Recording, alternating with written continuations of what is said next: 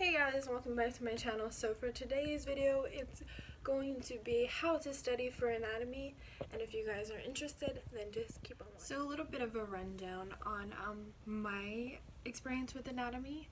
It was anatomy and physiology was cut into two classes. So it was anatomy and physiology part 1 and anatomy and physiology part 2. So anatomy and physiology part 1 really focused on the cellular components, and then went all the way to gastrointestinal. And I mentioned this how I got into nursing school video, if you had not already watched that.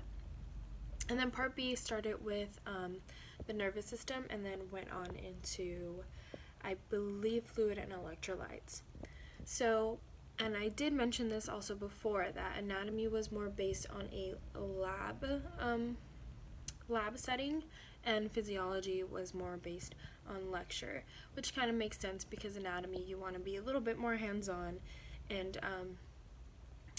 that also helps you memorize way better when you're actually touching, looking, and feeling the models. And how my anatomy studying skills really came to light was in the part B of anatomy and physiology, because my anatomy and physiology professor for part A, I was not very fond of. I didn't really learn much in his class, so I really wanted to portray my studying habits of the part B.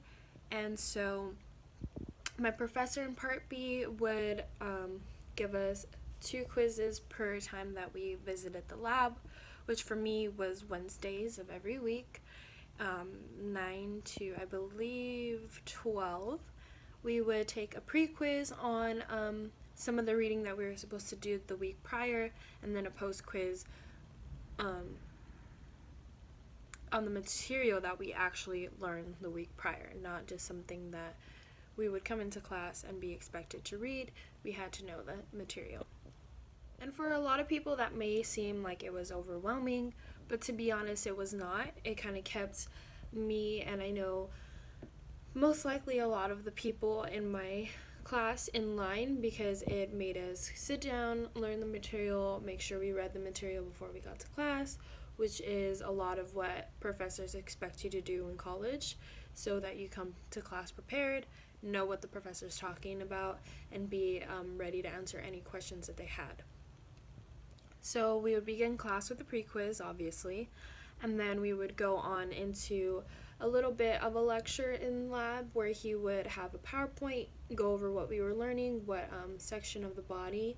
Then he would have specific models that were in the lab accessible to us, and he would point out the certain structures that we needed to know on the models for our exam. And then we had pretty much free time to study with the models after he was done, take pictures, label them, and that actually really helped with studying, because I had the models that we were specifically going to be tested on, being able to take a picture of them, keep them in my phone, and then quiz myself later on during the week. So now I'm going to show you what I did. So I went ahead and set down my phone, and first off, the first thing that I did was I kept a notebook. So with the notebook, like I mentioned previously, he had a PowerPoint that he would show to us specifically on what we were learning that week. So I would take it, and then I would copy down the notes from his PowerPoint verbatim. And this actually really helped me, because it was specifically what he wanted us to know, and it just reinforced the material in my brain. So this is what it looked like. And so this was chapter 21 and 22, based off of the spinal cord, spinal nerves, and ANS, and nerve reflexes. So for all of my notebook, I love to color code. So the main title would be a different color, and then anything that he highlighted in his PowerPoint, say a specific structure, I would color code that different as well. So obviously we needed to know the spinal cord, so I put that in a different color, and then the title was in a different color, and then so you would see anatomy of the spinal cord, and anything related to the spinal cord would be under that section. And then also down here, structures of the spinal cord. Obviously you can't see this, kind of backwards, but then this went into depth about the actual spinal cord. If you were to cut it across the transverse plane and then look down on it, those specific structures he would highlight.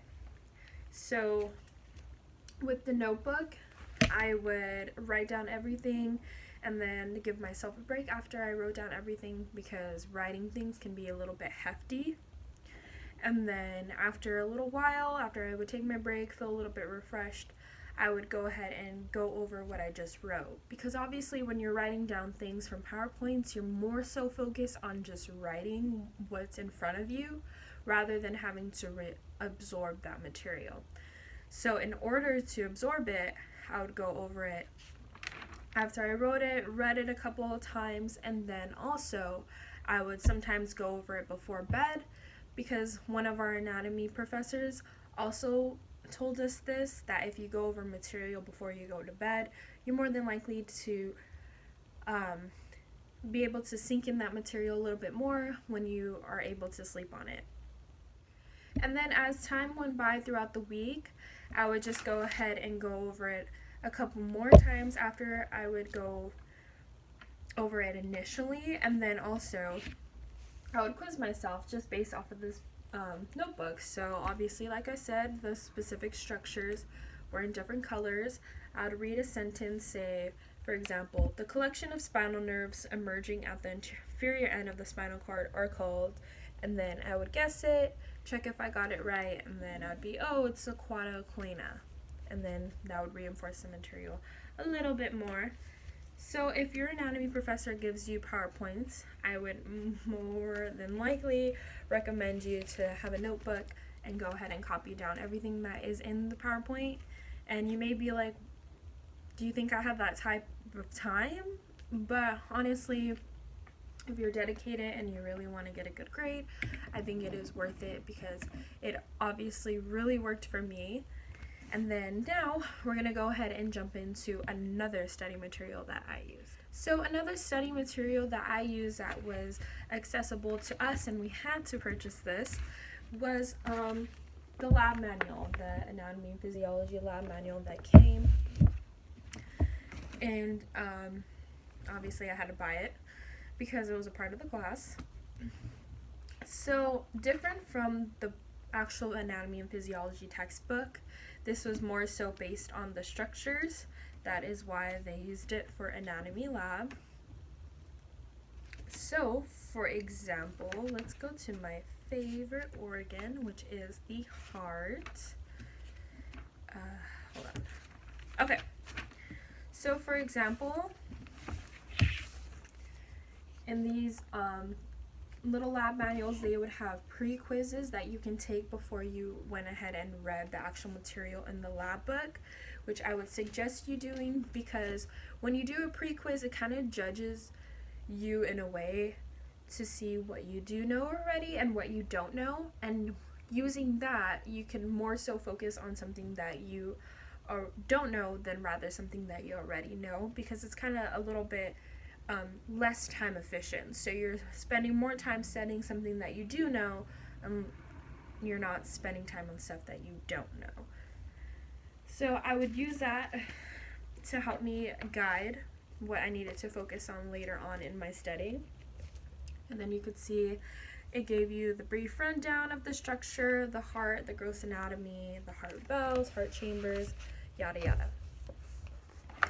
And then also in this book, they gave you pictures, just like this. And I would utilize the heck out of these pictures. And by that, I mean, I would take such as these little tabs that you could buy anywhere at Target. I suggest that you buy many of these because they come in handy. And with these structures, I would go ahead and look over it, look over the structures, get a good feel for them, and then I would take these tabs. This tab has writing on it, but just pretend it was blank. I would cover all of them.